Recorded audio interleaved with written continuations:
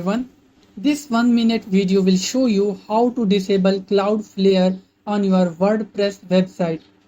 If you are using Cloudflare to protect your site, you can remove it in just a few simple steps.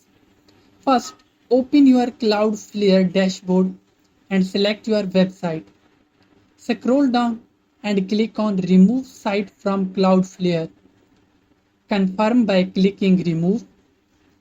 Once your WordPress site is removed from Cloudflare, go to your domains provider's website and open your domain list.